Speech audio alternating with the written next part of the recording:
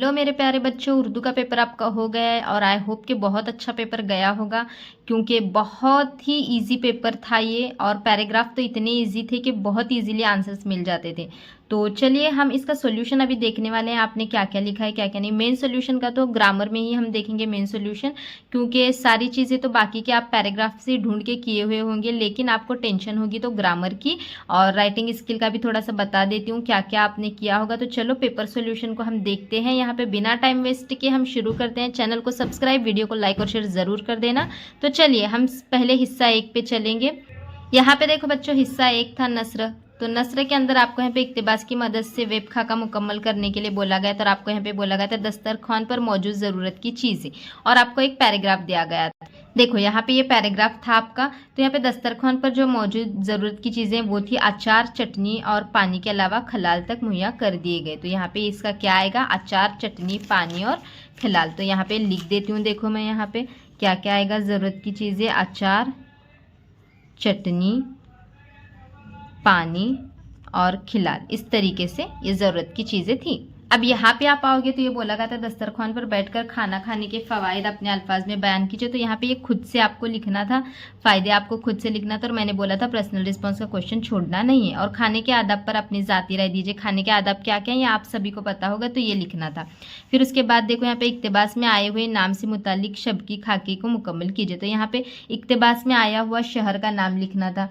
तो यहाँ पे आपको ये जो पैराग्राफ है ये नेक्स्ट वाला, मतलब आगे के पैराग्राफ से देख के, पीछे ये वाला पैराग्राफ नहीं जो हमने पीछे देखा दस्तरखान का, वो नहीं, ये अलग से आगे का पैराग्राफ पढ़ के आपको लिखना था। शहर का नाम, शहजादे का नाम, बादशाह का नाम और मुल्क का नाम। चलो देखते हैं पैराग्राफ में। देखो यहाँ पे शहर का नाम, अगर आपने इस शहर का नाम सीतान, तो सीतान लिखा होगा तो सही है।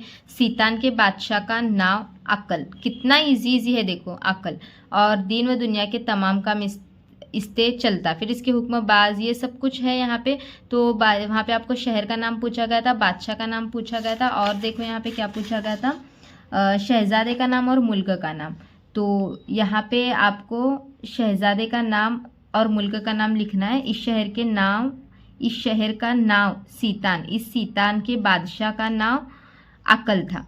दीन व दुनिया के, फिर शहजादे का नाम आपको ढूंढना है। तो यहाँ पे आप थोड़ा सा नीचे आ जाएंगे तो यहाँ पे आपको शहजादे का नाम भी यहाँ पे मिल जाएगा, तो आप इसको ढूंढ सकते हो।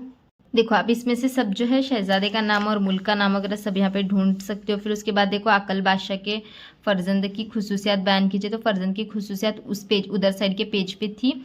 क्या थी देखो उसकी खुसूसियात, तख्त व ताज का लायक, सब पर फायक, बात में काबिल, ये सब उसकी खुसूसियात थी। और आब हयात के बारे में अपनी राय दीजिए। जो उसमें आब हयात के बारे में बताए तो आप खुद अपनी राय यहाँ पे देना है। कुछ भी इसमें आप इससे रिलेटेड लिख सकते हो। देखो यहाँ पे आब हयात, यहाँ पे इसके बारे में दिया गया है, इससे रिलेटेड आपको अपने दिल से कुछ भी लिखना था। अब देखो इसमें यहाँ पे तहजीबी रिवायत के बुनियादी नुक्ते, नीचे का जो पैराग्राफ है वो पढ़ के लिखना था। 2 बुनियादी नुक्ते लिखने थे और इख्तिलाफ अदब का मजहर यहाँ पे 2 आपको लिखना था। फिर उसके बाद इधर का पैराग्राफ अगर हम देखेंगे तो यहाँ पे ये सब कुछ उसका ही है। तो उसके बाद देखो यहाँ पे नीचे आपको बोला गया था इख्तिलाफ तो अदब के लिए एक बाबरकत चीज़ होना है, इस पर अपनी ज़ाती राय का इजहार कीजिए। तो ज़ाती राय थी ये। फिर आगे देखो हिस्सा 2 था नज़्म। तो नज़्म के अंदर आपको यहाँ पे नज़्म के मद्देनजर रखते हुए अल्फाज की मुनासिबत से लफ्ज़ लिखना था। तो यहाँ पे ये नज़्म पढ़कर ही लिखना था आपको। देखो यहाँ पे नीचे चलते हैं। चश्म का बीना, तो यहाँ पे नज़्म आपको दी ही गई है, चश्म का बीना। यहाँ पे देखो चश्म बीना को बसीरत, दिल महजू का यकीन। तो यहाँ पे मुनासिबत से लफ्ज़ लिखना था।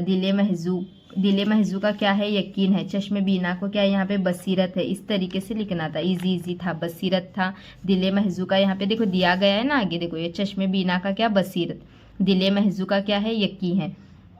डूबती आस को यहाँ पे ये तिनके का सहारा है। ये सब भरना था आपको उसके अंदर। फिर वैसे यहाँ पे ये पोएम वगैरह सब हो गई। तो ये देखो यहाँ पे ये सब कुछ हो गया। नज़्म में बयान की गई अल्लाह की सिफ़ात को तहरीर कीजिए। जो अल्लाह ताला की सिफ़ात को नज़्म में बयान किया गया था उसको लिखना था। फिर दर्ज झील शेर की तस्वुराती हुस्न की वजाहत कीजिए। इस शेर का मतलब आपको लिखना था। उसके बाद देखो यहाँ पे गज़ल के, यहाँ पे था गज़ल का रास्ते का, यहाँ पे आपको क्या है जोड़ियाँ लगाकर एक गज़ल पढ़कर लिखना था। रास्ते का क्या था, फूल। फिर उसके बाद यहाँ पे शहर का क्या था, दुश्मन। शहर का दुश्मन। मिट्टी का क्या था, तो यहाँ पे नीचे आप ढूंढ के लिखो। लिखा, अभी पेपर तो हो गया है, मतलब लिखा होगा आपने ढूंढ के सब कुछ, मिट्टी का, बस्ती का वगैरह ये सब कुछ, जैसे मैंने 1-2 एग्जाम्पल आपको यहाँ पे बता दी कैसे उसके आगे के वर्ड्स आपको लिखने थे। फिर उसके बाद देखो इस पेज पे आते हैं हम यहाँ पे गज़ल पे। तो ये भी देखो यहाँ पे ये इसका मुतालिया करके आपको लिखना था। फिर शेर इक़्तिबास का शबकी का खाका मुकम्मल कीजिए। तो सिन्फ कौन सी है, यहाँ पे ज़ेर इजाफत के 2 अल्फाज लिखने थे। और ये देखो मैंने पेपर प्रैक्टिस के लिए दिया था आपको, उसके अंदर था ये शार का तखल्लुस यानी जिसपे ऐसा होता है ना तो वो शार का तखल्लुस होता है, बानी है यहाँ पे शार का तखल्लुस, इसके अंदर बानी है। तो फिर उसके बाद ज़ेर इजाफत यानी कि जिसके नीचे ज़ेर होता है वैसे वो अल्फाज आपको लिखने थे और सिन्फ लिखना था आपको यहाँ पे। फिर उसके बाद ये इस नज़्म के इक़्तिबास की नसीहत को अपने अल्फाज में यहाँ पे बयान करना था, मतलब इसका यहाँ पे मतलब आपको लिखना था। अब देखो इजाफी मुताल्ले पर आते हैं। इजाफी मुताल्ले का मैंने आपको बताया था कि किरदारों के बारे में पूछा जाता है, तो कल ही बताया था आपको किरदार उसमें के याद करके जाओ। तो किरदार के बारे में देखो यहाँ पे 3 किरदार का आपको पूछा गया था। फिर अबुल हुसन का मैंने बोला था आपको, अबुल हुसन के किरदार पर और अबुल हुसन पर क्वेश्चन आते हैं। तो अबुल हुसन का भी देखो यहाँ पे क्वेश्चन आया हुआ है। और दावत कबूल करने वालों के लिए अबुल हुसन की शर्त लिखिए। तो ईजी थे, 2 अटेम्प्ट करने थे, 2 ऊपर के आपने लिख लिए होंगे। तो उसके बाद देखो हिस्सा 4 कवायद था। तो दर्जज़ील जुमलों में मुफरद, मुरक्कब और मखलूत जुमला पहचाने। देखो आपने लिखा है क्या, दिल बादशाह के हाथ में तन का मालिक आया। तो यहाँ पे कुछ नहीं, इसमें और वगैरह कुछ नहीं है, तो ये था मुफर्रद जुमला। तुम देखते हो के देखो ये जुमला भी मैंने दिया था आपको, जो मुफर्रद मुरक्कब का जो ग्रामर मैंने समझाया था ना, तो उसमें दिया था तुम देखते हो के, तो के आया है, इसका मतलब क्या होगा, ये मखलूत जुमला है। अब देखो यहाँ पे इसका अपने जुमलों में इस्तेमाल करना था। यहाँ पे मकीजा शक होना यानी कि गम होना, बहुत ज़्यादा गम होना। तो अब देखो आपका पेपर अच्छा गया बुरा गया वो तो अभी आप किसी ने बताया नहीं। तो यहाँ पे देखो मकीजा शक होना, कोई बच्चों को अगर पेपर अच्छा नहीं गया होगा तो बोलेंगे कि मेरा पेपर अच्छा नहीं गया इसीलिए मेरा मकीजा शक हो गया, यानी कि मुझे गम हो गया। 4 चांद लगाना यानी कि इज्जत लगाना, ये दिया था अभी मैंने। इज्जत बढ़ाना यानी कि हमारे मतलब कोई भी हमारे मेहमान, आपको जो अजीज़ हो हमारे, वो मेहमान ने आकर हमारे दावत में 4 चांद लगा दिए, इस तरीके से जुमले में इस्तेमाल कर सकते हो। फिर उसके बाद देखो यहाँ पे दर्जज़ील जुमलों के लिए मुनासिब कहावत लिखिए। ज़बरदस्ती लड़ाई मोल लेना, तो यहाँ पे आ बैल मुझे मार दिया था, ये भी मैंने, आ बैल मुझे मार। उसके बाद देखो मजबूत आदमी की 1 चोट कमज़ोर आदमियों की 100 चोटों के बराबर होती है। 100 सोनार की 1 लोहार की। तो ये देखो इसके बाद यहाँ पे हिंदसी शार की मिसरो सिफत जो गाने के लिए होती है इसको बोलते हैं राग। फिर उसके बाद ये देखो मैंने दिया था वो नज़म जिसमें रब कायनात की तारीफ़ तौसीद बयान की जाए उसको हमद बोलते हैं। उसके बाद देखो यहाँ पे ये शेर भी मैंने दिया था बच्चों आपको। दर्जज़ील शेर की सनत का नाम लिखकर सनत की तारीफ लिखे। गुल व गुंचा है सूरत जाम व मीना, रूश अक्स सब्जा से जो नक्श मीना। गुल व गुंचे को किससे जोड़ा गया है, सूरत जाम व मीना से। तो ये आएगी आपकी सनत तशबीहा। यहाँ पे तारीफ भी लिखनी है, तारीफ मैंने आपको लिखाई थी तो आप चेक करो उसमें से। उसके बाद ये देखो यहाँ पे दर्जज़ील जुमले में हुर्फ़े जार तलाश कीजिए। तो हुर्फ़े जार यहाँ पे आएगा के, बताया था मैं, के ने वगैरह जो रहते हैं हुर्फ़े जार रहते हैं। तो यहाँ पे दर्जज़ील जुमले में ज़ेर इजाफत पहचाने। तो यहाँ पे जिसके नीचे ज़ेर लगता है वो ज़ेर इजाफत होता है। फिर उसके बाद देखो यहाँ पे दर्जज़ील जुमले में मुज़ाफ़ और मुज़ाफ़ अलैह पहचाने। पठान मस्जिद के हुजरे में बैठकर खाना खाते हैं। तो यहाँ पे आपको मुज़ाफ़ और मुज़ाफ़ अलैह के बारे में भी मैंने बोला था, तो ये भी आपने यहाँ पे किया होगा। उसके बाद देखो ये मुज़ाफ़ और मुज़ाफ़ अलैह पहचाना था। इसमें फिर ज़िल के फ़िक्रों के लिए मुनासिब लफ्ज़ है, तो खिताब करने वाला उसको बोलते हैं खतीब और रहबरी करने वाला उसको बोलते हैं रहबर।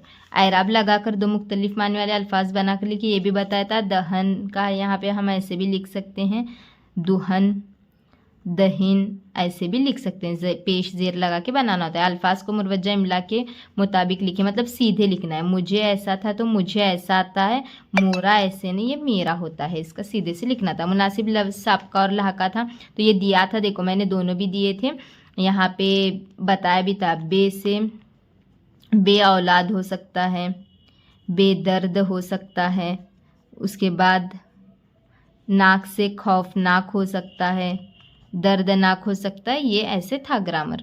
उसके बाद देखो यहाँ पे खत का था, तो खत इजी था। यहाँ पे दर्जिल अपने इलाके के नगर सेवक को, और यहाँ पे किसको लिखना था, दर्जिल वाला पोस्टर की नुकात की मदद से अपने दोस्त या सहेली को खत लिखकर गरीबों के लिए खाना मुहिम में आपने क्या किया बताना था। इजी था खत। फिर इश्तिहार बनाना था। यहाँ पे देखो इश्तिहार भी आपने बनाया होगा सयाहत के मरकज़ के बारे में। जैसे चाय की पाउडर की दुकान के बारे में मैंने कल एक एग्जाम्पल बताया था, वैसे सयाहत का एक मरकज़ के बारे में यहाँ पे ये इश्तिहार आपको बनाना था। फिर खबर यहाँ पे तैयार करनी थी। देखो तो खबर यहाँ पे ये प्रोग्राम का इख्तिताम तुलबा का शोर करते हुए मैदान से निकलना, 2 बच्चे लहू लहवान। तो इसको आपने जो भी हेडिंग देने के लिए बोला था दिया होगा आप सभी ने इसको हेडिंग, और खबर भी अच्छे से लिखा होगा आपने। उसके बाद एक कहानी तो कुछ नहीं करना था। यहाँ पे देखो फिर ये जो है उन्वान लिखना था। यहाँ पे ऑनलाइन शॉपिंग पे आया था, फ़ायदे और नुकसानात, किताबें झांकती हैं बंद अलमारी के शीशों से, वजूद जन से है तस्वीरें कायनात में रंग। ऑनलाइन शॉपिंग के फ़ायदे और नुकसानात का आपने लिखा होगा, मुझे तो ऐसे लगता है। तो आपने जल्दी से कमेंट करके बताओ आपने कौन सा टॉपिक लिखा है और पेपर कितने कितने मार्क्स का लिखा है। सब बच्चे जल्दी से कमेंट में बताओ। और नेक्स्ट अब मराठी का ग्रामर देना है, तो मराठी का ग्रामर कल सुबह में 10 बजे तक अपलोड हो जाएगा। ओके बच्चों, तो चलो मिलते हैं नेक्स्ट वीडियो में। बाय बाय बच्चों।